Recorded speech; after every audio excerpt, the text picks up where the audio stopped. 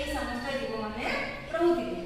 ସେହି ବଣରେ ଏମାନଙ୍କ ସହିତ ଅନ୍ୟ ପଶୁପକ୍ଷୀ ମଧ୍ୟ ରହନ୍ତି। ସେହି ବଣରେ ଯେଉଁ ବଣରେ ଏହି ପୁଷ୍କରିଣୀ ଥିଲା ସେହି ବଣରେ ଅନ୍ୟ ପଶୁପକ୍ଷୀମାନେ ମଧ୍ୟ ରହନ୍ତି।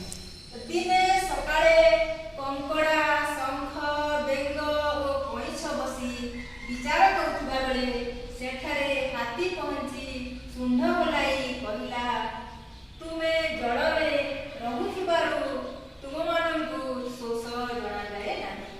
ତାହେଲେ ପିଲା ହାତୀ କ'ଣ କହିଲା?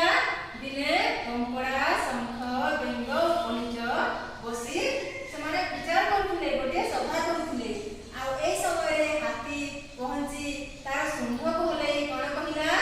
ତୁମମାନେ ଜଳରେ ରହୁଥିବାରୁ ତୁମମାନଙ୍କୁ ବୋଧହୁଏ ଶୋଷ ଲାଗୁନଥିବ, କିନ୍ତୁ ଆମ ମଣିଷ ପରି ଆମ୍ଭେ ସ୍ଥଳ ଭାଗରେ ରହୁଥିବାରୁ ଖରାରେ କଣ୍ଠ ଓଷ୍ଠ ଶୁଖିଯାଏ ଓ ଶୋଷ ହୁଏ।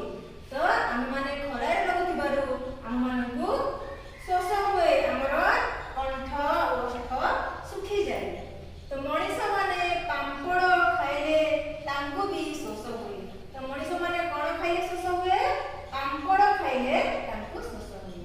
ତ ଶୁଆ ଆମ୍ବ ଗଛ ଡାଳରେ ଖଣ୍ଡ ଘଷି 2-3ଟି ପତ୍ର ଡେମ୍ଫରୁ ଛିଣ୍ଡାଇ ହାତୀ ଉପରକୁ ପକାଇ ଦେଇ କହିଲା, ହଁ ମୋତେ ବି ଖରାରେ ଶୋଷ ହୁଏ। ତାପରେ ଶୁଆ କ'ଣ କରିଲା ପିଲାମାନେ?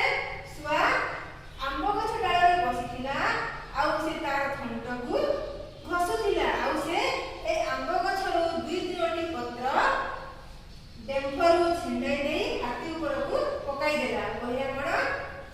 ହଁ ତୁମ ଭଳି ମୋତେ ବି ଖରାରେ